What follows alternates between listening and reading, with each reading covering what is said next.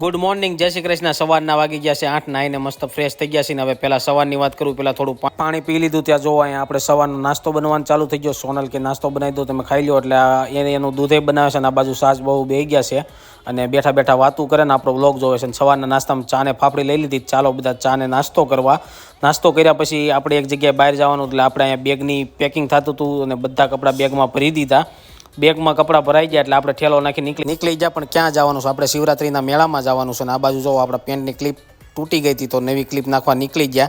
એ પહેલાં આપણે જોયું તો મમ્મી અહીંયા મંદિરમાં બધા ભગવાનને બહાર કેમ મૂક્યા હતા, મંદિરને સાફ કરવાનું હતું અને પછી પાછા ભગવાનને બેહારવાના હતા। ત્યાં આપણે ઘરે પાછા આવી ગયા અને જો બપોરનું જમવા બધા લોકો બેસી ગયા છે અને હવે ઓફિસેથી આવી ગયા, થાકી ગયા, થોડાક લાંબા છે ને પછી મમ્મીને કીધું ચા બનાવી દો। આ બાજુ ચા બને છે ને ચા બની ગઈ છે ને જો બધા લોકો નાસ્તો કરવા બેસો। આ બાજુ સોનલ આવી ગઈ છે ને જો સેવડો બનાવવાની તૈયારી ચાલે છે। સેવડો બની આજના જમવામાં બનાવ્યા બટાકા પણ બધા લોકો જમવા બેસો। હવે જમી લઈશું।